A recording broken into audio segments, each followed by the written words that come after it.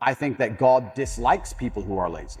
I said this to somebody once and he got very offended. I said, God doesn't like lazy people. God has created you and he wants to see the absolute best you can be. I think that if you don't take care of yourself, God has no interest in taking care of you. If you have a Ferrari on the drive and you don't take care of it, who's going to take care of it? Nobody. I think that taking care of yourself and being the best possible version of yourself you can be is how you please God. I think that's one of the best ways to praise him, is to wake up every day and say, I need to be the strongest, smartest, fastest, most fearsome, most stoic, most capable man I can possibly be. This is how I please God. I think that as a man, there's always going to be a degree of pain and suffering in your journey. I don't think you're ever going to become a successful man or be good at being a man without pain and suffering. And there's many times in my life where something terrible happened to me. And at the time, if I could change it, I would have. But retrospectively, you kind of look back and go, you know what? That was formulative for me. That's right. That is what God decided I needed to become who I became. So all of the pain and all the suffering I've ever gone through in my life ended up, in the end, building me into the person I am. And I'm proud of who I am. I don't think many men especially understand that even if you don't have the strength to be a hero for yourself, you should have enough discipline and enough honor to want to be a hero for somebody else. And if you have other people you truly respect, you should want to be a hero for them. And I think that's the masculine imperative. If someone's going to attack your wife, that's when you become a hero for her. You have to. What kind of man are you if you're not? You have a brain, you have a mind, you have a mental model. You can't think of everything. You can't do everything. You can only have certain frameworks instilled inside of your mind. As a man, you should be hyper-competitive. You should try and be the best version of yourself you can be. You're competing against every other man on earth for the girl you want, the car you want, the house you want, the watch you wear. It's all competition. You should be as competitive as you possibly can. Anything that's inside of your mind which doesn't allow you to be competitive should be erased. So I started at the absolute lowest echelon of life, and I would like to consider myself pretty somewhere near the top now. I've been through absolutely every stage. So when I say to men, you can become anything you want, and my answer to you is masculine excellence, there's no other answer. I can't tell you how to rig the game and cheat the game. If we're all racing a race and I have a Ferrari and you have a Nissan, I mean, sure, you can get a bit better at driving, but you're probably going to lose. You have to get a better character to play this game of life. So that's why I preach masculine excellence, because for many of the world's problems today, porn, sexual access, being respected by your peers, making sure that your wife's going to stay with you after the children are born for a very long time, that's right, being happy, anything, it all comes down to who you are as a man. The only answer is masculine excellence. There's nothing you can do besides hard work, accept the trauma and pain and suffering, and work harder than everyone else around you works. We have a men's mental health crisis. Young men are disenfranchised. The suicide rate amongst men is much higher than women, and everybody pretends to care. But when I come along and say, I am a man, I've been a man, I know how it feels to be a sad man and a happy man, and I found happiness through masculine achievement and strength, through working hard in the gym, through dedicating myself, through building a life worth living, through taking care of the people who I love, both male and female, through becoming financially successful, through sticking up for myself, through having opinions, through being a man of honor and courage. When I do these things, I'm ostracized and they're attempting to destroy my life. I talk about this all the time. People say I've had a traumatic life. I say, well, then you're very, very fortunate. You had a traumatic life. Now, you may have misused that trauma. You may have misplaced it. You may have accepted the matrix telling you that you now have an excuse to fail, as opposed to using it to grow. But every single man of value went through trauma, and they went through pain. It's going to be painful to get strong, painful to get rich, painful to become important. It's going to be painful to become good with women. Your heart's going to get broken a bunch of times. You have to be prepared for the pain. If you're not ready for pain, you're never going to be anything that matters. I think that the number one problem with the world today, and the biggest problem that men face, isn't the problems themselves. It's just the way that they've been taught to mentally frame issues. People think when bad things happen to them that somehow they're a victim to the universe and bad things only happen to me and this is so terrible. They don't understand that bad things happen to everybody. And the most successful person you know had all those, probably maybe even worse, at least the same bad things happened to them. They just framed it differently and used it. And this is what people really don't yet understand. There's only one thing on the planet you actually have control over. You can't control the weather. You can't control your health. You can get a brain aneurysm or a heart attack. You can't control other people. The only thing you can actually really truly control is what you think. That's the only thing you can change in real time. You can be thinking of red and change it to blue. So why are you not controlling your own mind? It's your asset. It's your ally. It's your friend. Why would you make an enemy out of the only thing you have control over? I refuse to do that. It doesn't make sense to me. The worst thing on earth that could happen to a man could happen to me. And I guarantee you, I would still label myself happy. I'm happy because that's who I am. That's how I view myself. That's what I've decided. It's amazing how much strength you can get from knowing that your ancestors are looking down on you and you're doing your absolute best. I also believe that God can be proud of you when you do your absolute best. And I don't think many people genuinely do their best in the world anymore. When I say do your best, people sit and go, oh yeah, okay. No, when's the last time you actually did your best? Like, I don't train to run marathons, but I know if I gave my best, I could run a marathon right now, first try. If I gave my best, life depending on it. When's the last time people have genuinely given their best to anything? There are people going through the world and going through life today that don't give their best or 100% effort to anything ever. Ever. They can't remember the last time they tried. I think it's very difficult to do nearly anything important if it's not perhaps to a degree driven by love or the desire for love. I think the reason a lot of men want to become rich is because they want to feel loved or feel important or to matter. I also feel like the reason that a lot of men do the things they do is for love, either of themselves or of someone else. I think the reason men go to work is because they love their family. The reason you go to the gym is because you love yourself. If you take a man and give him a life shielded from problems and he never has any to face, I guarantee you he's terrible at being a man. The best men in the world have gone through shit. That's why women love scars. They didn't kill you. That's the whole point of it, right? So the best thing you can do as a man is look and go, okay, this is hard, this is hard, this is hard, this is hard. I feel negative because these are all so difficult. I'm struggling with X, Y, Z. Let me internalize all of that and turn it into a superpower. Let me become genuinely uncomfortable with my situation in life and go and fix things. Because like I said, the universe is absolutely and utterly very giving. And if you truly hated being in the position you were in, you wouldn't be there very long. When men say to me they're depressed, with unlimited options, with the capability to become anything you desire, with God giving you a full and able body and mind, how do you have time to be depressed? You have so much you could do. There's so much that you need to do to be your best self, and you're competing against men like me, and you're finding hours a day to be sad? No wonder you're gonna perpetually lose forever. That's suicide. So how do you find time to do this? It's brutally ineffective. If you construct a mindset that allows you to be as competent as possible, as opposed to feel any different or feel better, then you're going to naturally come to the conclusions I've come to. You're as competent as possible if you believe you can affect absolutely everything about your life. You're as competent as possible if you believe absolutely everything that's happened to you, whether good or bad, is completely your fault. You're as competent as possible if you believe the bad things that happen to you are going to allow you to work harder and become even better. When bad things happen to me, the first thing out of my mouth is good. Good. If any man's honest with himself, think about the biggest transformative stages in your life. Think about the times you got the most work done. It was a bad part of your life. You were heartbroken, or you lost a house, or broke, or whatever. That's when you did shit. There is a huge percentage of the populace which they're beyond saving because of the worst thing you can possibly be, which is a quitter. Being a quitter is the worst thing you can possibly be. God himself can't make a quitter important, because the only reason the place you're trying to get to has value is because it was difficult to reach. If everybody could reach it, there'd be no value. Value is linked to scarcity. The whole point gold is valuable is because it's not everywhere. If it was everywhere, it wouldn't have any value. The reason the place you're trying to reach is valuable is because people can't get there. So if you're the kind of person who quits, you're never going to get there. Quitters are the worst. And the masculine world is hyper competitive. This is another thing most people don't understand. It's hyper competitive out here. All the women want a few men at the top. The Ferrari, you don't want a Ferrari to drive fast. You want a Ferrari because other men want a Ferrari and can't have one. It's hyper competitive. So if you're competing against every other man for every dollar you make, every girl you see, the house you live in, the car you drive, the life you live, you're not going to be able to compete with the person who performs regardless of how they feel if you only compete when you feel like competing. And if life is perfect all the time, you don't appreciate anything. I actually think one of the worst lives you can have is a life where everything goes right all of the time. If you're spoiled to that degree, especially as a man, as soon as you reach any kind of difficulty, you're going to crumble.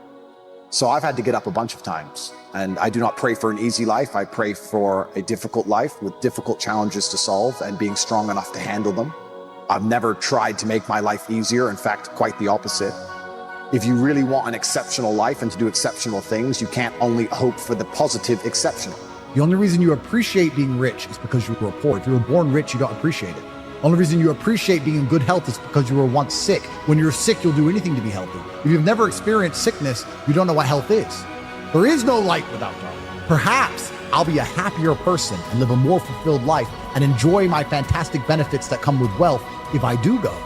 Perhaps I can have a more positive message and more people will know my name if I do go mad. Perhaps I'm ready to martyr myself. Perhaps I am ready to charge at the gunfire. Perhaps I don't care. There is no light without dark. I think the ancient Chinese nailed it when they put the yin and yang together. You have the black and the white and they flow into each other, and there's a little bit of white in the black, there's a little bit of good in the evil, and there's a little bit of evil in the good.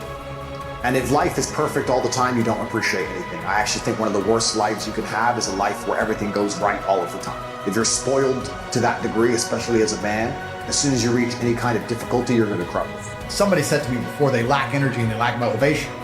And I said, nobody lacks energy and motivation. You just focus it in the wrong directions. I would guarantee if you find a person who lacks energy and motivation, he's trying to get girls all day, he's messaging girls on Instagram all day who ignore him.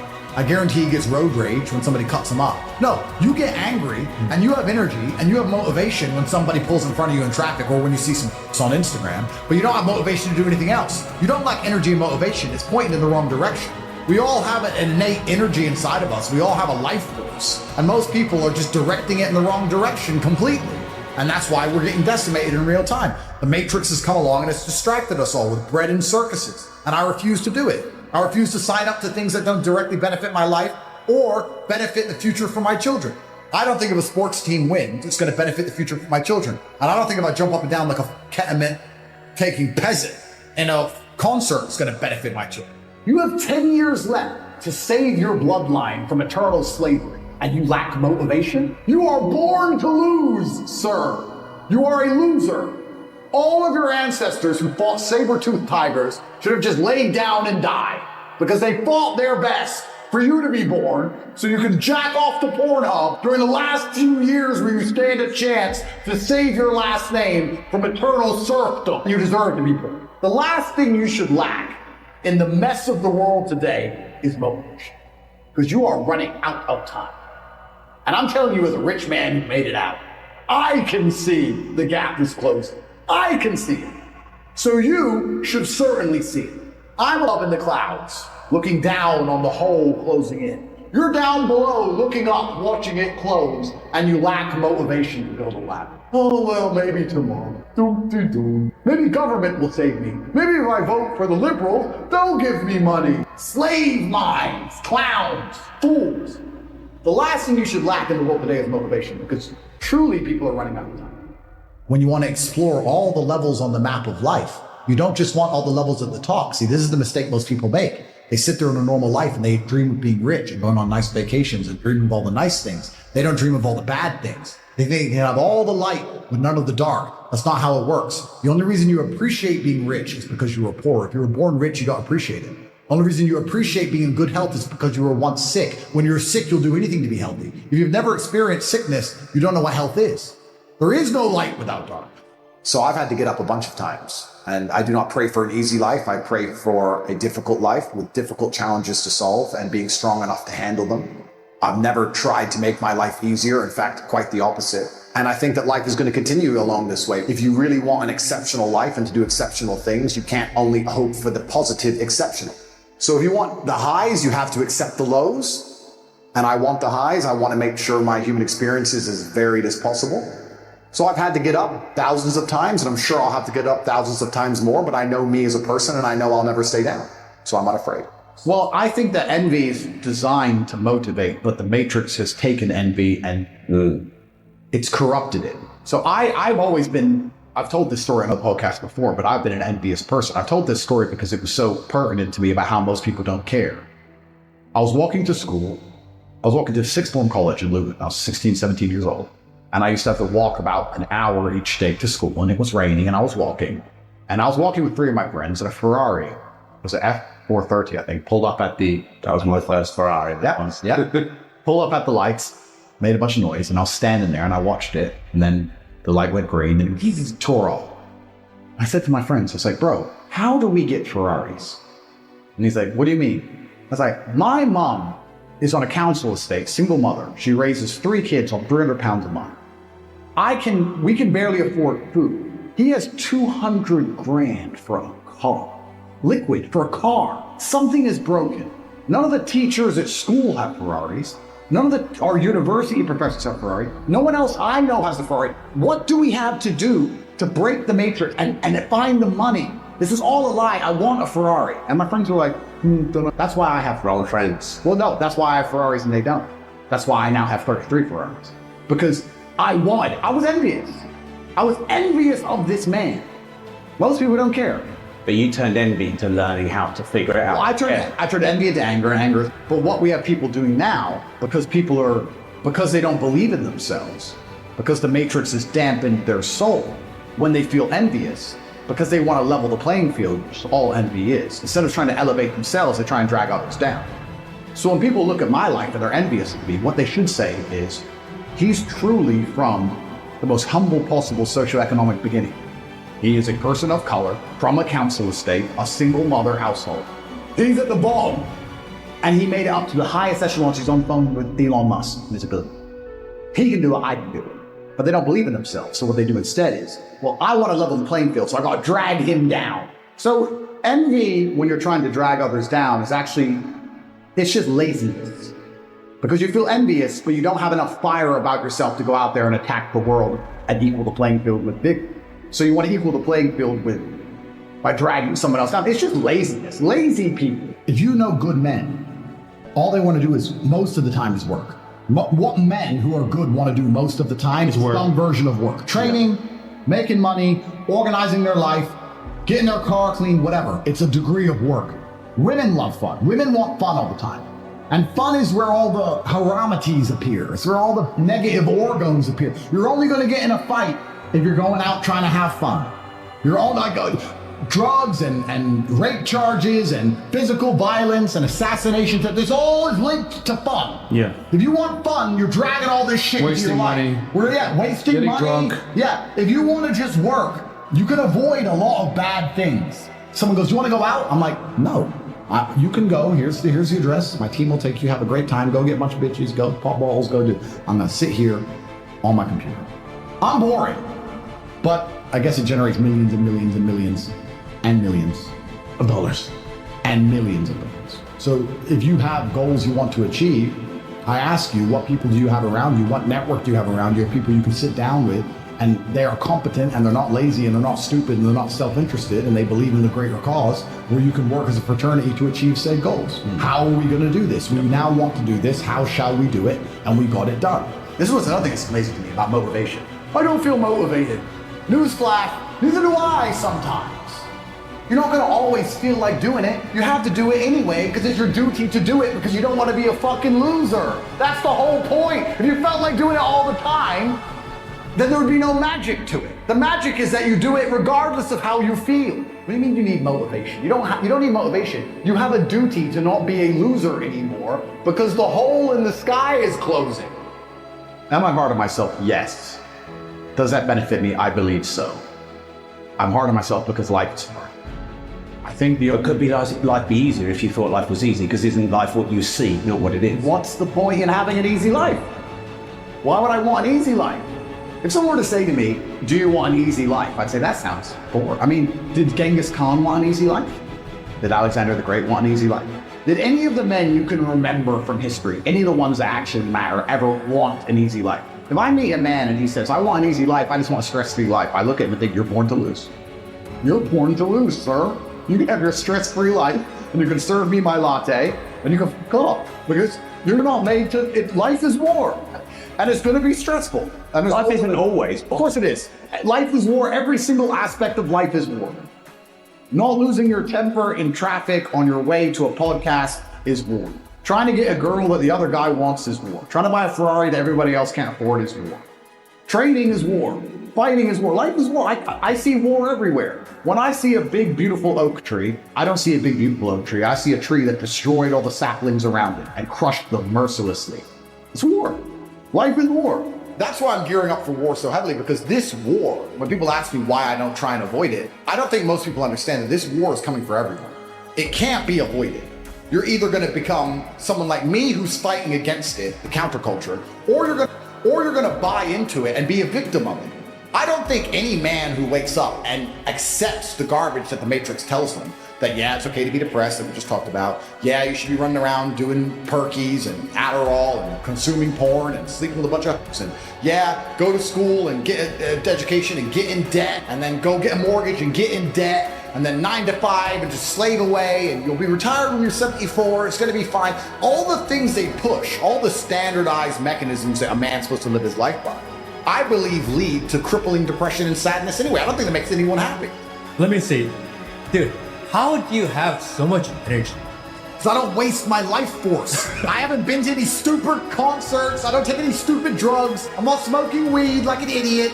I'm not cheering for a sports team. All of my life force is inside of me so I can master the 7 styles of Aikido and tell the conservatives they're fucking dorks. Nerds. That's why they're all nerds. They're nerds. I'm full of life force. I'm the man who will struggle to the end. I'm that guy. If an alligator were to get hold of me, not only would I snap its neck, but let's imagine 20 alligators got hold of me and they got lucky and somehow managed to decimate me. Until the last second where I lost consciousness, I would be snapping necks of alligators. To the last second, I refuse to die. I'm that guy.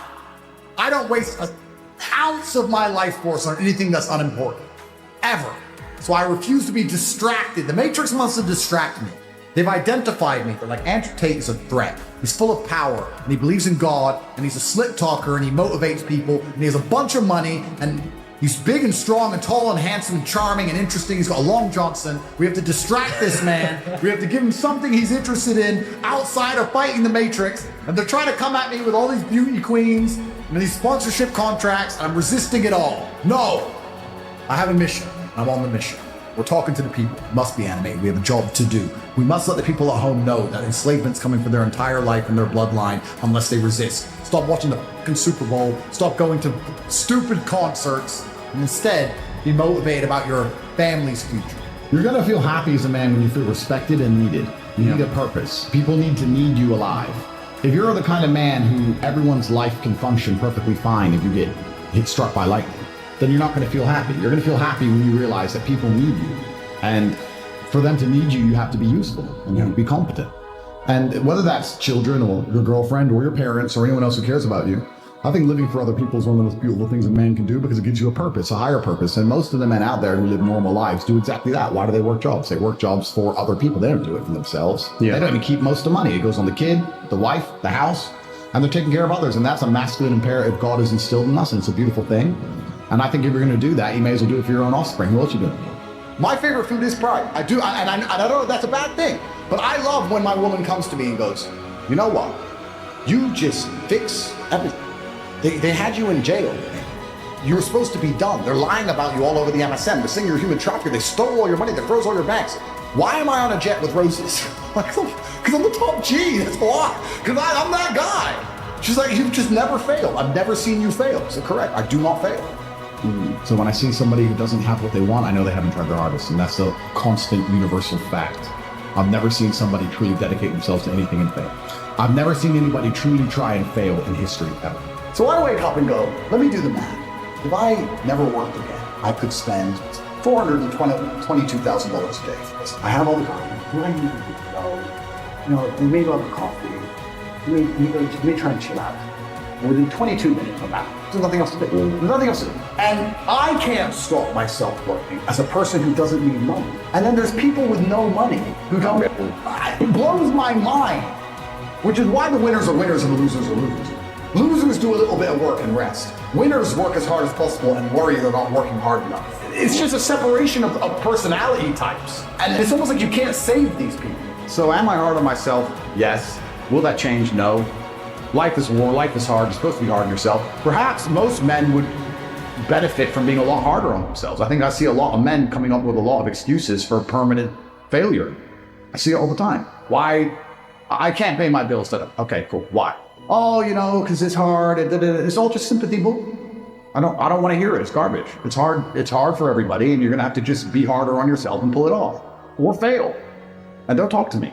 Bro, I don't know what to say. I don't want to come across as a psychopath, but It's like life is difficult. I made this decision to be this man, and I understood exactly what it comes with. And a lot of people at the bottom see all of the benefits. They see our cars, see the private jets, see the girls, they see the status, and they want all of that, but they don't want the negatives. And that's why they're never going to get it. Yep. Because on your way up, you're going to start getting hit with the negatives. You're going to be derailed.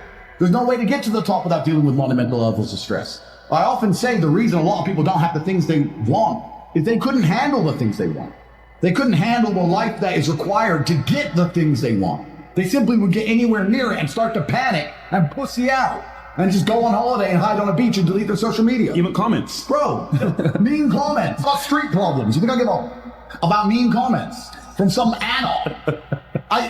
It's difficult for me to put into words how much I don't care. But there's people out there that do care. Yeah. And then they think, oh, I want to be like Top G, but you can't handle a comment on the internet. Bruv. These people are born to lose. So you have to decide, you need to look in the mirror and really make a decision, because I think perhaps if you want to build a life, choosing your life path and knowing which life path you want to go down is going to allow you to be the most effective in the construction of that life. If you say, I can't handle that stress, I want to be somewhere in the middle, then accept it, accept the good and bad that comes with that, accept the kind of life you want to build and go do it. But don't sit there and say, I want to be Top G, I want to live this great life, and you're not prepared for war. So I said this even to a girl I was dating. I said, you're happy all the time. And I love that, because I'm stressed. And I'm not complaining about being stressed. I think the masculine role is to wake up stressed. I wake up stressed. I wake up and I've got a bunch to do, a bunch of people to talk to, a bunch of money to make, etc. I'm stressed. I'm not miserable, but I'm certainly concerned all of the time. I'm focused all of the time. I'm always busy. I have a lot going on. I'm never relaxed. I'm never at peace. That's not who I am as a person. I think that you're supposed to be stressed, but I actually love feeling stressed. I do best when I'm pushes you. I've had 87 professional fights. For about 3 of those fights, for some reason, I wasn't nervous, and it really bothered me. So why am I not nervous? I like feeling nervous. I like being stressed. I fight better. I react quicker. Have you ever been jumped, like you get scared, someone jumps out at you? That's when you're the fastest you've ever been. Yep. So I think stress is a fantastic motivator. It's a beautiful thing. And my stress comes from the fact that I don't have enough.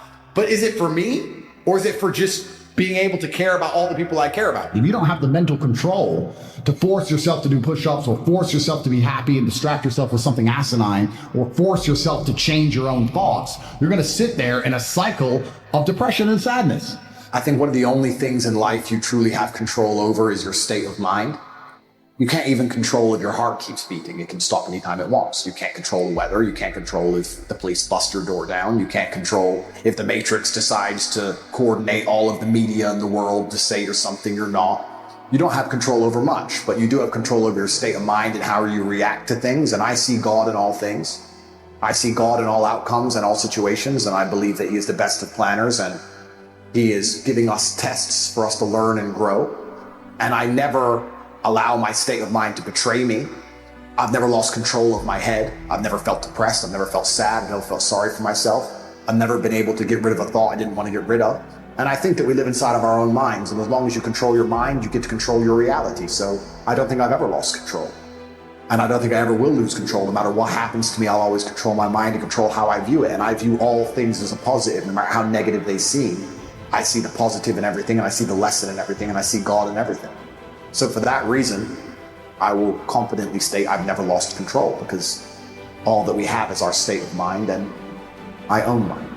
I have something I said in my email recently. I said, you could give the average man a brand new Ferrari and a road map and a coffee and a full tank of gas and tell him the destination, success.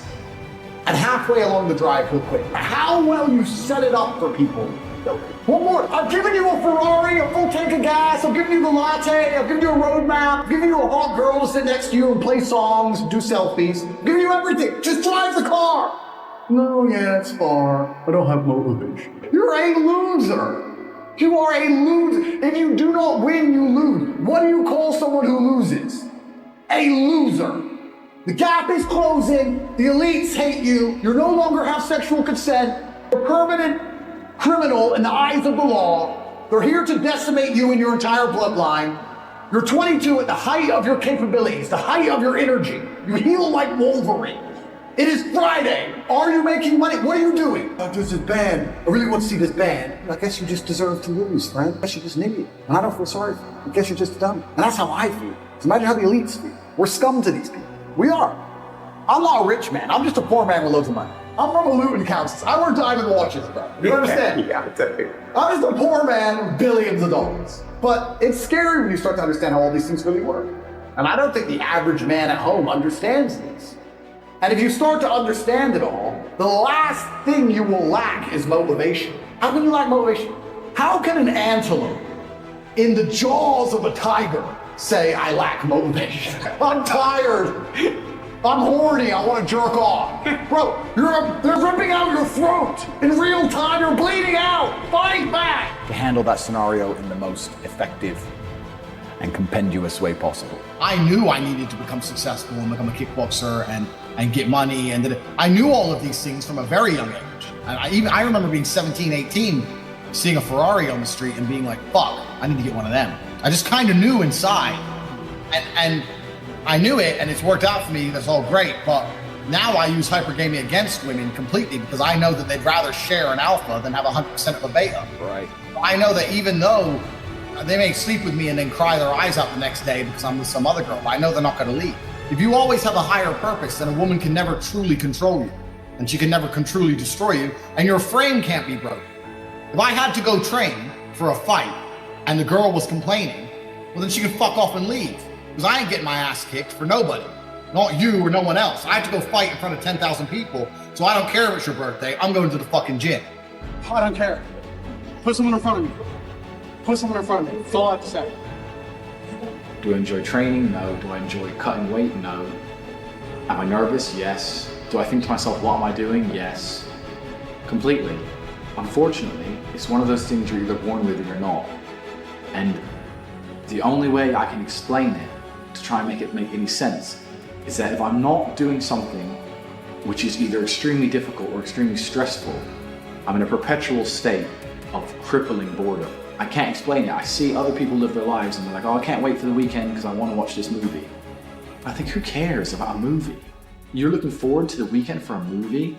Looking forward to the weekend to get drunk? Like, these things to me are so mundane. They mean nothing.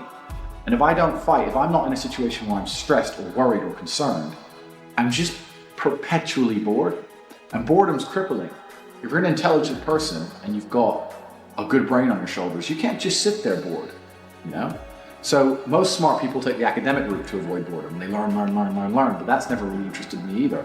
Although I've always been an intelligent guy and I've always done well academically, it never really interested me. And then I see people climb Mount Everest or jump off buildings or do base jumping, or the guy who jumped from space. People think, what's he doing? He's crazy. I understand. Because some people can't live normal lives. Some people cannot just function 9 to 5 office job, get drunk at the weekends. That is not for some individuals, and it's not for me. So I have to find something which keeps me physically tired enough to stop me going AWOL, and mentally tired enough. And I've chosen fighting, because without this, when I'm not in training, I wake up every day and think, okay, what am I gonna do today? It's 9 a.m. on a Tuesday, I'm bored, everyone's at work, I'm bored, and I'll end up doing something crazy. I'll either end up drunk, or on the Eurostar, or, you know, it's just a random lifestyle, because I'm constantly looking for never-ending entertainment, and it doesn't exist.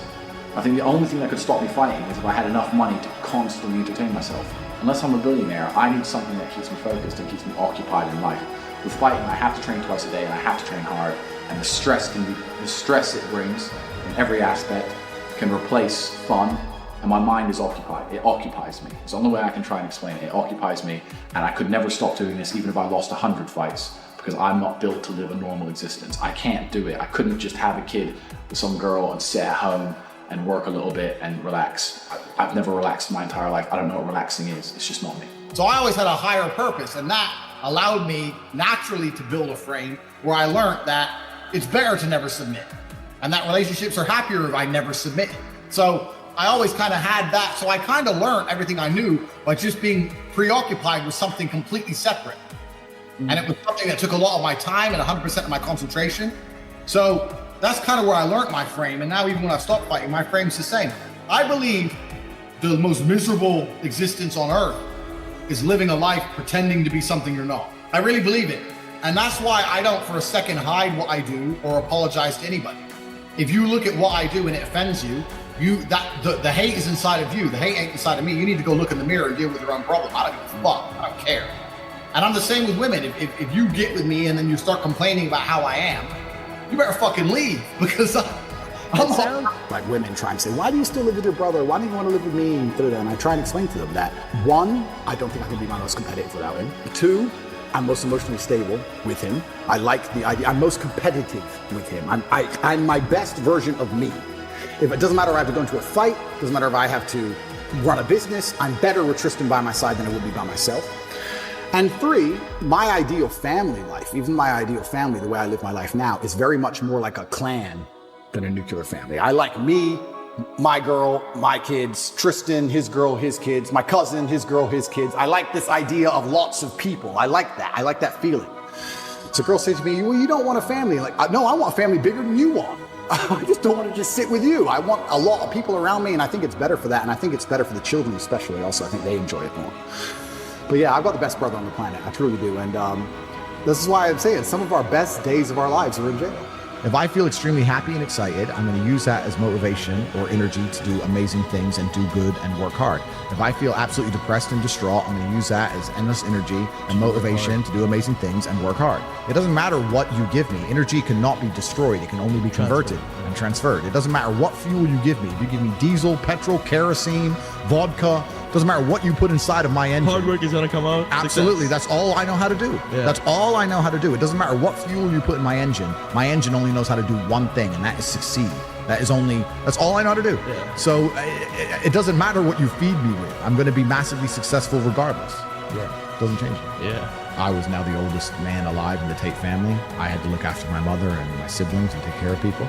I had to make a choice. Do I fly back to America and spend money and time and go to this funeral and waste a few weeks, or do I sit here and just focus on this enterprise and make sure that it cannot fail? And we talked earlier about speed. Most people go, it's only 2 weeks, it's only a week, it's only a week.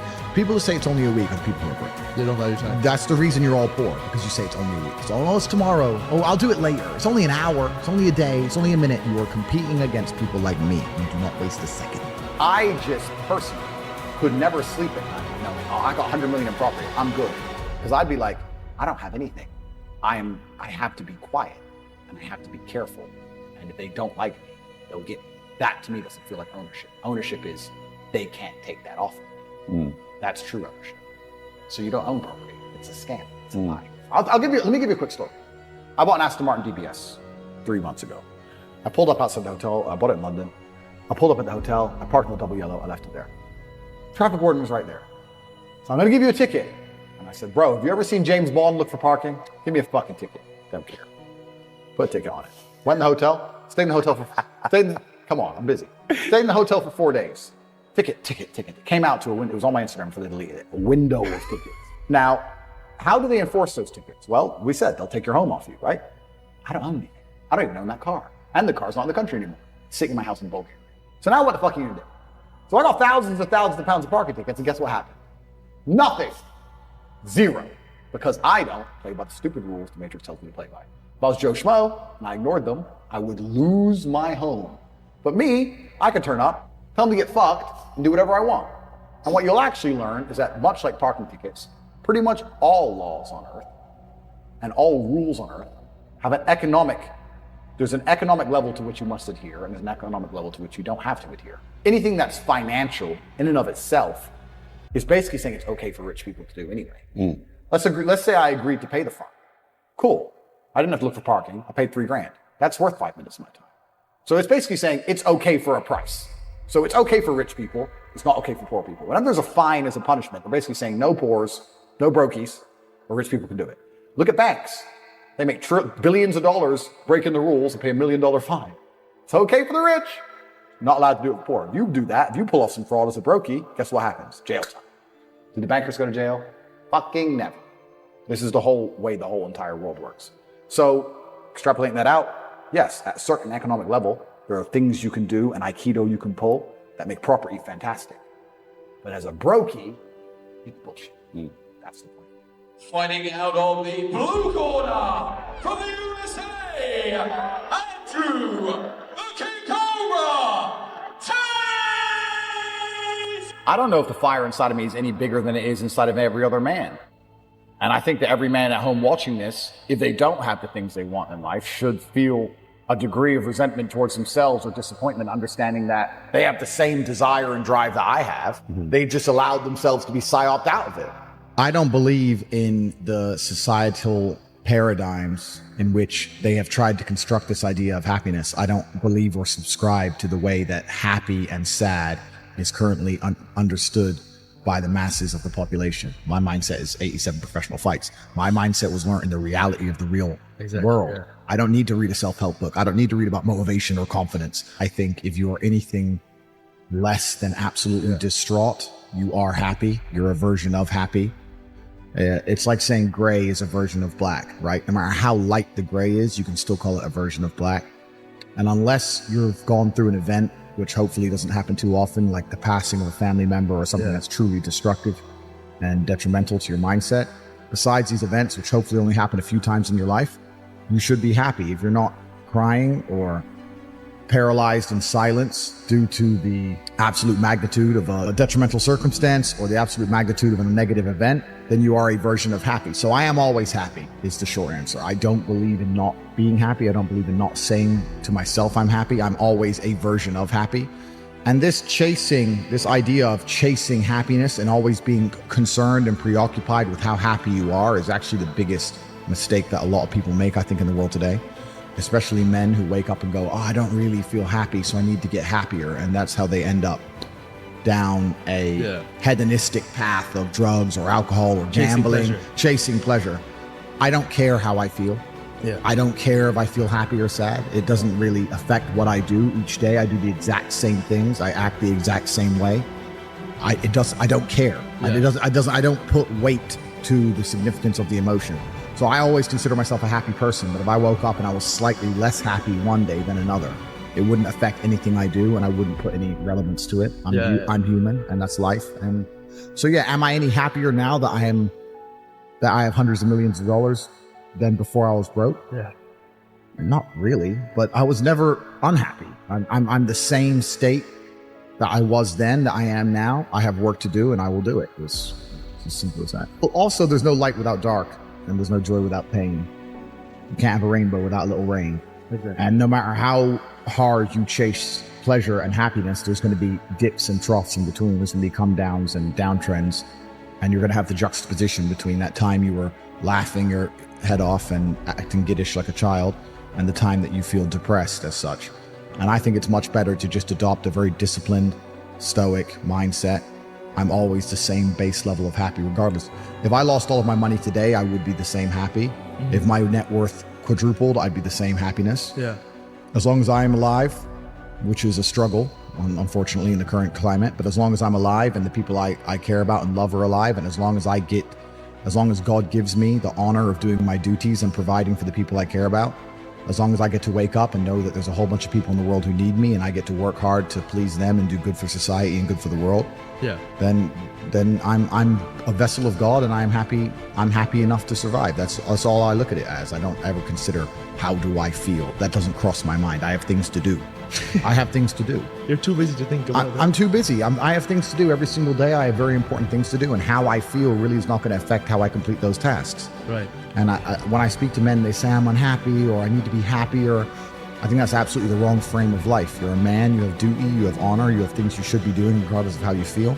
And the people who are perma-obsessed with happiness or sadness, I just think it's the wrong paradigm to view the lens of life. I think you should get up and do what needs to be done. I learned my mindset in battle. My mindset is 87 professional fights. My mindset was learned in the reality of the real world. Yeah. I don't need to read a self-help book. I don't need to read about motivation or confidence. I've been in the cage smashing people's faces in. I don't need to learn any of that stuff. So I learned in reality, and reality is always going to be a better teacher than a book, because you're not learning when you read books. You're regurgitating, you may be reading, but I don't believe you're truly learning. My coach used to say, if it doesn't hurt, you didn't learn. And I think he's completely right. And it's the same with entire life. You see people make the same mistake over and over again until it eventually goes really wrong. Yeah. And it's only then they'll change. Then they change. So absolutely. So I learned how to become self-disciplined and become self-motivated and work hard, and I learned how to face adversity and find strength within myself I didn't know I had, because people were trying to kill me inside of a cage. I think as a young man, if you want to get your life better, the most important thing you have are your waking hours. You need to be out competing all the other people on the planet who are hyper competitive, and if you think you have 8 hours to sit there and just read a book, you are wasting your time. You are too slow, and you are going to lose against people like me, because we're just too quick, too fast. Our networks are too various and large, and we make decisions too quickly, and we absorb information too quickly, and you're just behind it. I understood from a young age I had to stick up for myself and defend my ideas, and my ideas were always different, and I was always an outcast, I guess, to a degree, and that certainly played a part later on in my life, because it's been very easy for me to look at the programming the Matrix is trying to push down my throat and just say no. Dad had his own philosophies. We definitely never read any philosophical books. We didn't study any, but I mean, old philosophers. But he'd say things now, which you can even still see his Twitter. If you want to see a philosopher, you can go through his Twitter now and see all of the things he was saying when he was still alive. Yeah. But I think life is actually pretty simple. There's action and reaction. There's cause and effect. There's brave people and there's cowards. A lot of people are self-interested. And if you understand the basis of these motivations, it's not difficult to work out why the world functions the way it does. And cause and effect and action and reaction are very real. And I think one of the largest plagues we have in the world today is a lack of action amongst people. And deciding not to act is an action in and of itself, right? And that's the only philosophy you need for life. If you want something to move, you have to move it. If you sit and wait for somebody else to move it, you're a coward.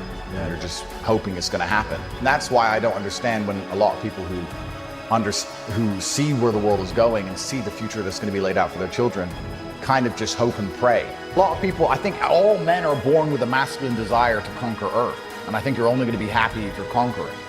But if you're living a semi-comfortable life and your mother is nice to you and you're not under any pressure and the Matrix is telling you it's fine to just be average, well, then you're going to be sitting there being average. I was never comforted. I was never given an easy life. I never had anyone in my life who was saying, don't worry, Andrew, it's okay to just be this guy. I was told the opposite all the time.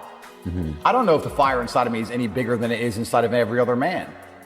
And I think that every man at home watching this, if they don't have the things they want in life, should feel a degree of resentment towards themselves or disappointment, understanding that they have the same desire and drive that I have. They've just allowed themselves to be psyoped out of it. They've allowed the Matrix or whoever to convince them it's okay to not be the man they could be. And I never allowed anybody to do that to me. I know that I'm right because the way I think allows me to be correct in every scenario I've ever been in. I know when someone's going to hurt me. I know when my time's almost up. I know how to make a bunch of money. I know all of it. I've never been wrong about anything. Every time I've ever been truly sad, again, it was beneficial for me to feel that way. And yes, there was a point when that was semi-conscious and now it's not conscious at all. If I start to feel angry, it's not conscious. I am angry completely and utterly, and I trust my body and my spirit that I'm supposed to be angry and I'm supposed to act within that frame. And that's what true enlightenment is, because thinking outside of it and being conscious of it is good, but it takes time. And often, in the most extreme scenarios of life, the one thing you will not have is very much time. There has to be instant and complete decisions, and there has to be final scenarios, what's the word I'm looking for? Consequences. The bad things that are happening to you are what you need to become the man that you want to be. I can't talk about women because I'm not one. I actually think trauma is terrible for women because it masculinizes them. They become cold. And that's not attractive, right? We want feminine, pure, protected women. I don't want a woman to ever go through anything bad in her life. I think a man should go through it for her and protect her. So I think that's how she's her best self as a woman. But I think to be your best self as a man is the absolute opposite. When someone emails me and says, this has happened to me, I'm like, good. No, what do you mean good? It's terrible. How else are you going to become important? How else are you going to find endless fire to get up and struggle in the face of the competition that's out here? How else you're going to do all that with a nice, cushy life? If any man's honest with himself, think about the biggest transformative stages in your life. Think about the times you got the most work done. It was a bad part of your life. You were heartbroken, or you lost a house, or broke, or whatever. That's when you did shit. When everything was fine, when the woman's still sucking dick, the mortgage is paid, dinner's on time, it's kind of doop-de-doop-de-doo. little by little, do a little bit of work, do a little bit of relax. But the big events come from trauma. This is it. So it's a cheat code. It's a cheat code to climb the mountain. So when I get a message from whoever, and he goes, my wife left me, I'm devastated. I say, I understand. I completely understand how hard it can be to lose a woman that you've given your entire life to. And you've done so many nice things.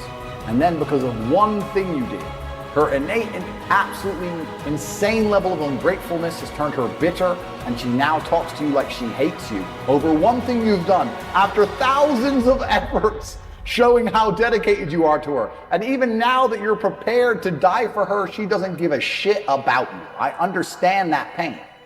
But my answer is, good, it's still good. Now take all of that pain, and instead of emailing me, do this. And then you're gonna become the kind of person that women don't need. Then you win. I'm ready to kill it. I don't do this for fun. This is not sport to me. I don't enjoy it. I hate training. This is horrible.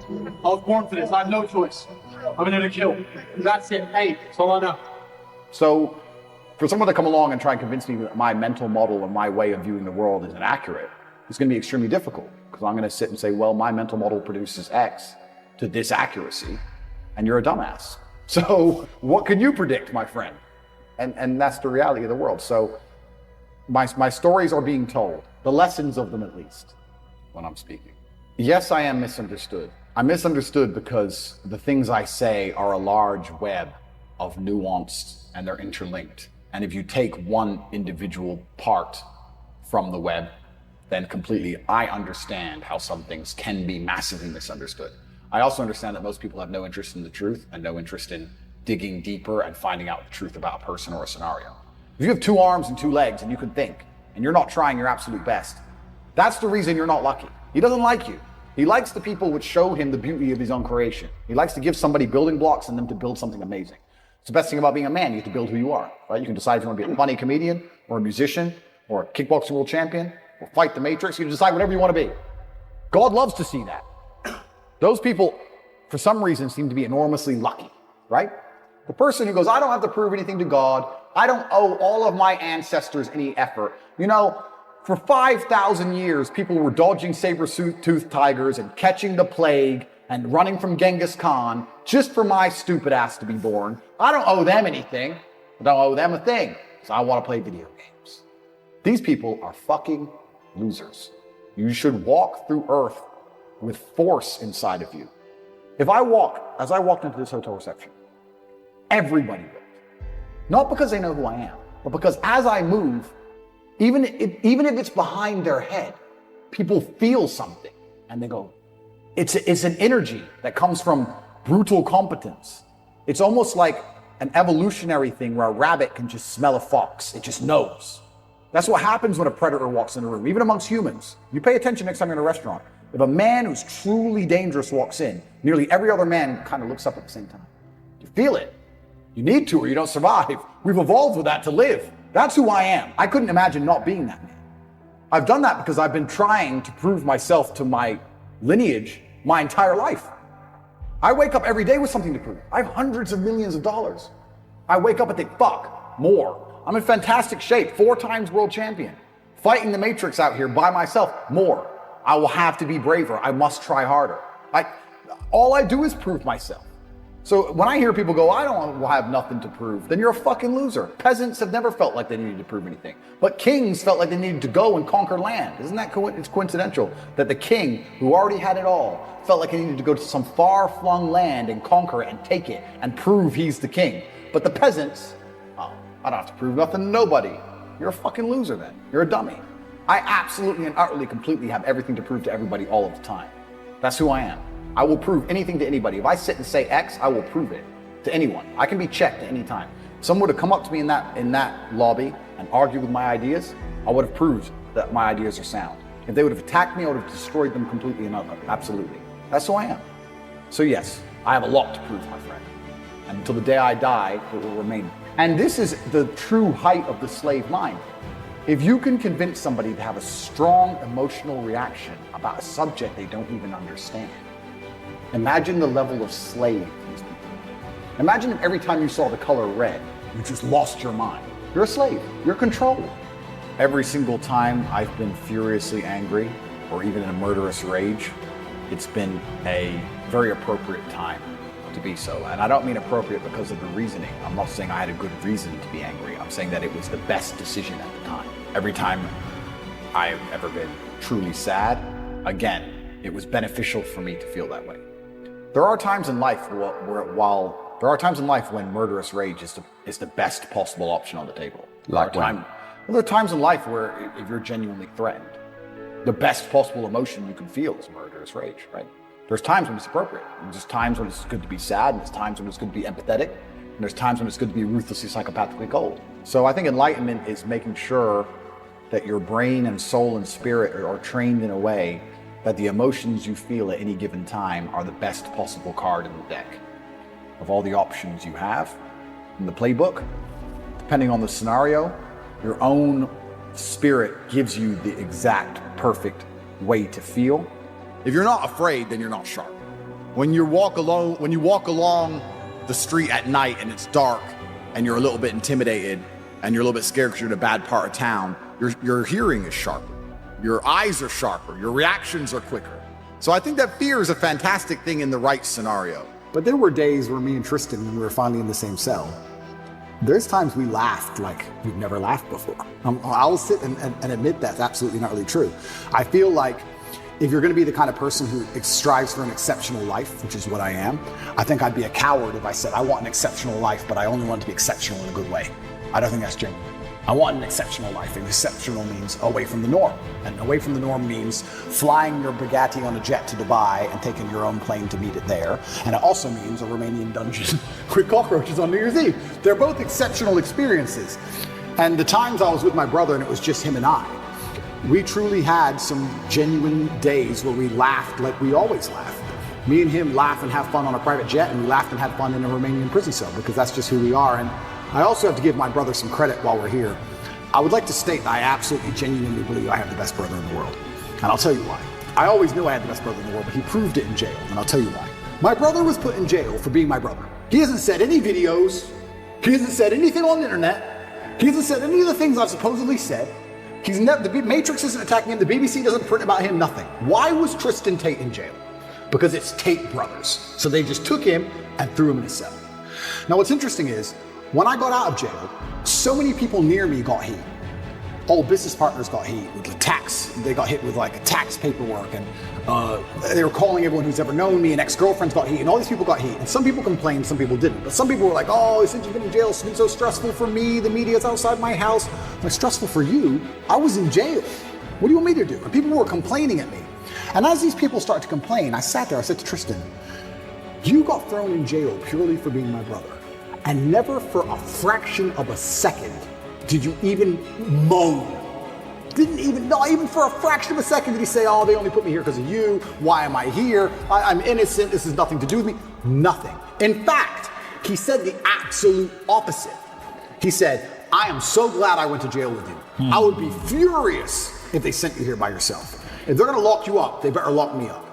And there was a time, about 2 months in, because there's less media pressure on Tristan, they were talking about releasing Tristan first. And he was saying, no, I won't leave without Andrew.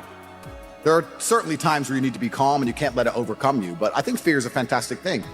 I do have fears that I have not yet overcome, and I don't want to overcome them. I do have the fear of not being able to take care of my family, for example, if the Matrix attack is successful. I do have fears of, I call it fear, but this actually sounds quite arrogant. It's not fear, but I love now, and I'm very accustomed to having anything I want all of the time. I would hate to go back. So I do wake up and think I don't really feel like working today, but Andrew, you can have anything you want all of the time. Even when I was a professional fighter, I wanted to win. But the primary reason I wanted to win is so that I could make him lose. It wasn't about me winning, it was about him losing. He spent 8 weeks calling out my name and telling the world he's gonna beat me, and telling his wife, don't worry, wife, it's gonna be okay, I'm gonna win. I'm gonna pay for the kids, don't worry, I love you, I'm training so hard. And he's told the whole world he's gonna beat me. So by forcing him to lose in front of his family, that gave me satisfaction more than winning itself. I've always been attached to the dark of the world.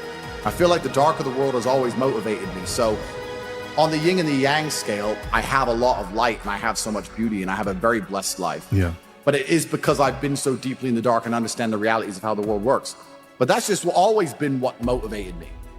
If there's a business problem, I'm the one who's like, shit, we have to fix this now, shit. And Tristan's the one like, Andrew, you are so ridiculously rich, chill. But we need that. We need both, right? But he couldn't be that chilled if I wasn't the way I was, because he wouldn't be successful. Totally. So you need the opposite. Yeah. So everyone goes, oh, you and your brother are so close. We're so close because we're actually very different people.